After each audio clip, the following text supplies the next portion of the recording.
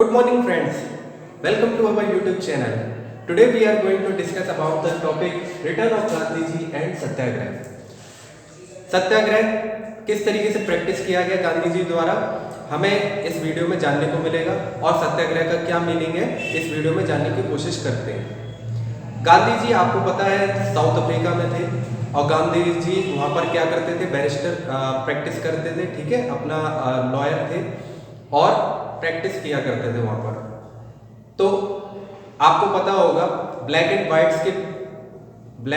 और वाइट्स के बीच में काफ़ी ज़्यादा मतभेद हुआ करते थे साउथ अफ्रीका में, और उस समय अपार्थाइड सिस्टम को प्रैक्टिस किया जाता, रेशियल डिस्क्रिमिनेशन हुआ करता था, नस्ल भेदी बहुत ज़्यादा थी, आपको मालूम होगा इसके बारे में। तो साउथ अफ्रीका में उस समय जब ये सिस्टम चल रहा था तो कहीं ना कहीं गांधी जी भी उस चीज़ का शिकार हुए थे और गांधी जी भी रेशियल डिस्क्रिमिनेशन को उन्होंने फेस किया था, ठीक है।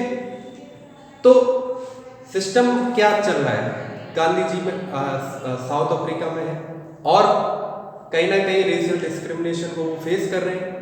तो उन्होंने क्या करा, सबसे पहली बार सत्याग्रह जो है कहाँ प्रैक्टिस करा, साउथ अफ्रीका में कहा, against the apartheid system, against the racial discrimination, blacks and whites के बीच में जो डिस्क्रिमिनेशन चल रहा है उसके खिलाफ उन्होंने सत्याग्रह वहाँ पर किया था। वही सत्याग्रह, उसी सत्याग्रह को उन्होंने भारत में भी इम्प्लीमेंट किया। भारत में भी उन्होंने कोशिश करी कि अलग अलग जगहों पर सत्याग्रह के जरिए अपनी बात को मनवाने की कोशिश करी थी, ठीक है।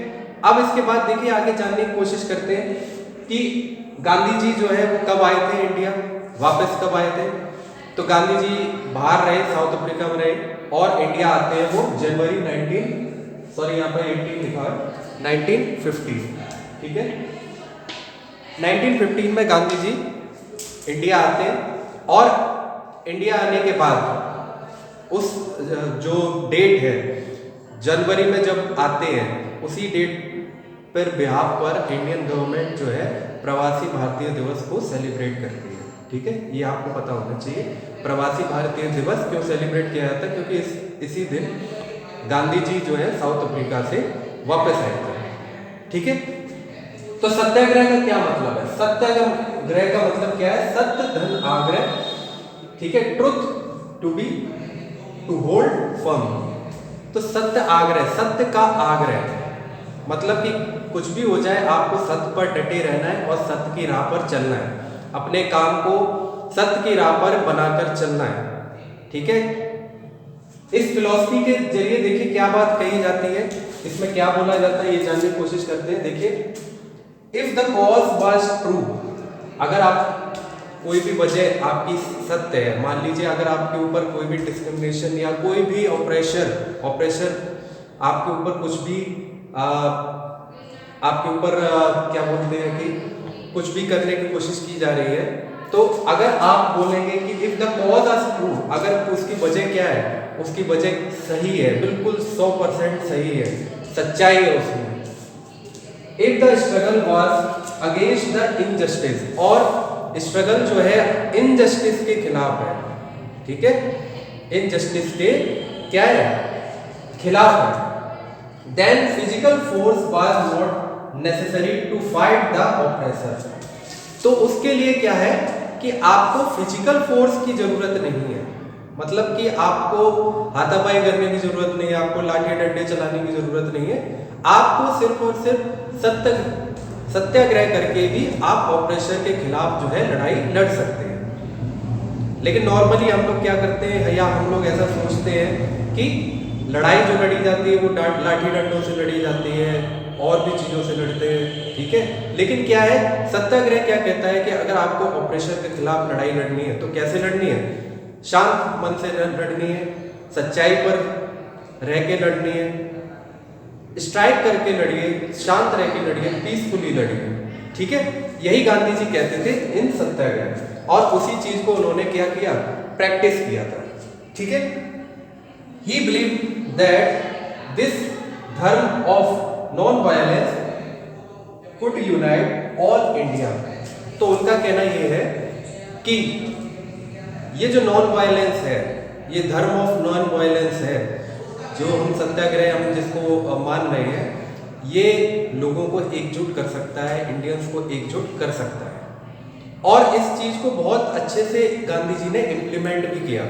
गांधी जी ने इस चीज़ को लोगों तक पहुंचाया, जन जन तक इस चीज़ का मैसेज पहुंचा, लोगों तक इसकी जानकारियां पहुंची, लोगों ने इसको प्रैक्टिस करना सीखा और कहीं ना कहीं लोगों की जीत हुई against the operation, against the British, against the colonial rule.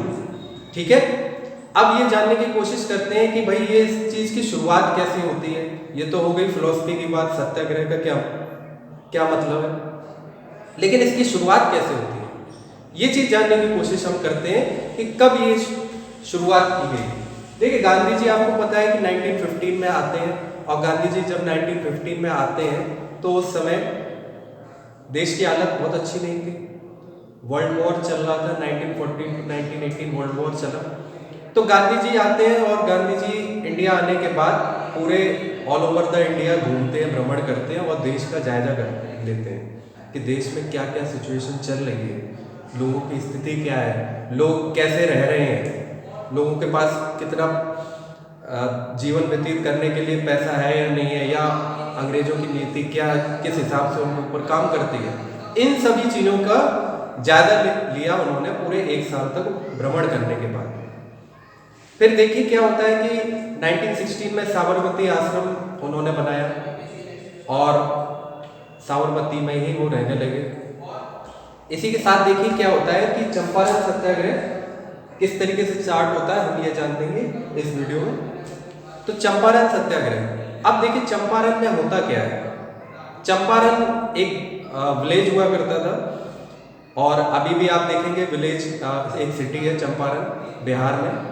तो चंपारण के जो विलेजर्स थे, चंपारण के विलेजर्स को ये बोला गया ब्रिटिश द्वारा कि यहाँ पर आपको क्या करना है, इंडिगो प्लांटेशन करनी है, नील की खेती करनी है। नील की खेती वही नीला रंग जो आपको मिलता है। तो आजकल आपको जो ऑर्गेनिक जो कलर होता है वो तो आपको बहुत ही रेयर है, मिलेगा नहीं। लेकिन उस समय क्या है कि केवल ऑर्गेनिक कलरिंग पर ही हम डिपेंड हुआ करते थे। तो ब्रिटिश ने क्या करा कि ब्रिटिश ने बोला कि आप जो है जो चंपारण के फार्मर्स थे उनको बोला कि आप जो है क्या करिए, यहाँ पर नील की खेती करिए। तो नील की खेती उन्होंने करी, विलेजर्स ने नील की खेती करी। लेकिन उसमें दिक्कत क्या आती है कि उसको ज़्यादा इरिगेशन चाहिए, ज़्यादा पानी लगाने की ज़रूरत है, वहाँ पर और भी चीज़ों की ज़रूरत पड़ती है। लेकिन क्या होता है कि सबसे मेन बात या सबसे बड़ा ड्रॉबैक क्या होता है कि fertility of the soil will be lesson. Fertility कैसी हो जाएगी, कम हो जाएगी। अब उसके अलावा अगर आप कोई प्रोडक्शन करना चाहेंगे तो बहुत दिक्कत आएगी। तो ये सब चल रहा था। तो क्या कर रहे थे फार्मर्स, वो वहाँ पर क्या कर रहे थे, नील की खेती कर रहे थे। लेकिन क्या होता है कि 1915 के आसपास जर्मनी जो है सिंथेटिक डाई को इन्वेंट कर लेती है, और सिंथेटिक डाई मार्केट में आ जाती है जो कि काफ़ी चीप होती है, काफ़ी सस्ती होती है in comparison to the organic dyes, that is indigo. अब दोनों में कंपटीशन चल रहा है, दोनों में काफ़ी ज़्यादा कंपटीशन चल रहा है। तो इस जगह क्या हो रहा है कि सिंथेटिक डाई जो है ज़्यादा उसकी डिमांड ज़्यादा है। तो इसी वजह से जो इंडिगो प्लांटर्स हुआ करते थे, जो ब्रिटिशर्स हुआ करते थे, उन्होंने क्या बोला कि ऐसा करिए, अब आप इसका प्रोडक्शन कम कर दीजिए या बंद कर दीजिए। तो लोगों को लगा, किसानों को लगा कि अगर हम इसका प्रोडक्शन कम कर देंगे या बंद कर देंगे तो हमें पैसा नहीं मिलेगा, इंडिगो प्लांटर्स द्वारा जो हमें पैसा मिलता है वो नहीं मिलेगा, और जब हमें पैसा नहीं मिलेगा तो हमारा घर कैसे चलेगा, क्योंकि फर्टिलिटी तो डाउन हो चुकी है, वो सॉइल जो है वो सपोर्ट कर रही है इंडिगो प्लांटेशन के लिए। तो ऐसी सिचुएशन में हम क्या कर सकते हैं। इसी वजह से क्या होता है कि तिन कटिया सिस्टम, वो सिस्टम चल रहा था, और उस सिस्टम के अंतराल जो भी लैंड होता था उसमें मैंडेटरी कर रखा था कि आपको जो है इस पर्टिकुलर एरिया में इतने % लैंड में आपको प्रोडक्शन करना है। तो ये सिस्टम चला था। पर क्या होता है कि इस समय जब ये चल रहा था तो प्रोटेस्ट हुए कि और पेमेंट नहीं मिल रहे थे किसानों को। तो जिसके चलते किसान जो है ब्रिटिश के खिलाफ हो गए और ब्रिटिश भी बोल रहे थे कि नहीं, हम अब कुछ नहीं कर सकते या हम पैसा नहीं दे सकते। तो इसी के चलते क्या होता है, चंपारण सत्याग्रह, राजकुमार शुक्ला के आग्रह पर गांधी जी चंपारण जाते हैं और वहाँ पर सिचुएशन का जायजा लेते हैं, पूरे एक रिकॉर्ड तैयार करते हैं और सत्याग्रह करते हैं। तो सत्याग्रह करने के बाद क्या होता है, तीन कटिया सिस्टम जो होता है वो हटा दिया जाता है और किसानों को जो भी पैसा देना होता है वो दे दिया जाता है। ठीक है, तो इसी दौरान आप देखेंगे कि सत्याग्रह की यहाँ पर क्या होती है, जीत होती है। लोग अपने मांगों पर डटे रहते हैं, गांधी जी के साथ रहते हैं, सत्याग्रह के साथ रहते हैं। ठीक है, तो ये होता है चंपारण सत्याग्रह। इसके बाद आगे देखिए क्या है, खेड़ा सत्याग्रह। खेड़ा सत्याग्रह, खेड़ा में क्या होता है, खेड़ा में जो सिचुएशन है 1918 के आसपास काफ़ी ज़्यादा खराब थी, ड्रॉट भी पड़ा, फेमाइन्स भी आए, प्लेग भी फैला हुआ था। तो इसी दौरान क्या होता है, प्रोडक्शन जो होती है वो बहुत ज़्यादा कम हो जाती है, बहुत कम हो जाती है। उस समय इतना ज़्यादा फेमाइन का असर था, प्लेग का असर था कि प्रोडक्शन बहुत कम हो गई और ड्रॉट भी साथ साथ आ गया। इस वजह से प्रोडक्शन काफ़ी ज़्यादा कम हो जाती है। पर ब्रिटिशर्स ये बोलते हैं कि प्रोडक्शन आपकी 1/4 से ज़्यादा हुई है, तो इसी वजह से आपको क्या देना पड़ेगा, आपको जो है टैक्सेस जो है, इंक्रीज टैक्सेस आपको देने पड़ेंगे। लेकिन क्या होता है कि फार्मर्स कहते हैं कि हमारा प्रोडक्शन नहीं हुआ है, इसी वजह से हम क्या है, पैसे नहीं दे सकते। पर साथ साथ लोगों इस प्रोटेस्ट पर आ जाते हैं कि भाई हम पैसे नहीं दे सकते, या हमारे पास एक बड़े हुए जो टैक्सेस हैं हम उनको पे करने लायक नहीं है, हमारे पास खाने पीने की चीज़ नहीं है। तो गांधी जी जो है वहाँ पर जाते हैं, गांधी जी भी कहते हैं कि आप हमारे साथ डटे रहिए और सत्याग्रह पर चलिए, और सत्याग्रह के आग्रह पर ब्रिटिश से अपनी मांगों को मनवाया जाता है। तो ये आपका क्या है, खेड़ा सत्याग्रह। उसके बाद देखिए क्या आते हैं, अहमदाबाद मिल स्ट्राइक। ठीक है, अहमदाबाद मिल स्ट्राइक 1980। अहमदाबाद मिल स्ट्राइक में देखिए क्या होता है कि जो मिल वर्कर्स होते हैं और ओनर्स के बीच में काफ़ी ज़्यादा वाद विवाद बढ़ जाता है। मिल वर्कर्स कहते हैं कि जो हमारे सैलरी है उसका राइज किया जाए, 50% हाइक किया जाए, पर जो ओनर्स होते हैं वो मना कर देते हैं। ओनर्स कहते हैं कि भाई 20% राइज ही आपको मिलेगा। ये वाद विवाद दोनों में चलता रहता है, प्रोटेस्ट चलता रहता है। तो इसी दौरान देखिए क्या होता है कि गांधी जी को उस जगह जाना पड़ता है, गांधी जी को दोनों में उस मामले में इंटरफियर करना पड़ता है।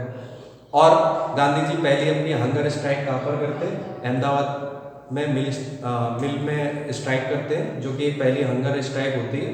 और फाइनली क्या होता है कि वो लोगों को, वो जो ओनर होते हैं, मिल ओनर्स को, उनको मना लेते हैं और जो मिल वर्कर्स होते हैं उनको भी मना लेते हैं, दोनों को मनाते हैं और 35% हाइक इन द सैलरी इस पर राजी कर देते हैं। तो कहीं ना कहीं आप देखेंगे कि नॉन वायलेंस के थ्रू और बहुत ही सदे हुए संतुलित तरीके से सत्याग्रह पर चल करके उन्होंने काफ़ी चीज़ों को हासिल किया, काफ़ी जो स्ट्राइक्स थे उनको करने की कोशिश करी और कहीं ना कहीं वो जीते भी। तो ये जो आपने पढ़ा, ये क्या था, return of Gandhi ji and satyagraha. उम्मीद करता हूँ आपको ये टॉपिक समझ में आया होगा। आप चैनल पर बने रहिए, नेक्स्ट वीडियोस आपके इसी चैप्टर से रिलेटेड आने वाले हैं। Thanks for listening, have a great day.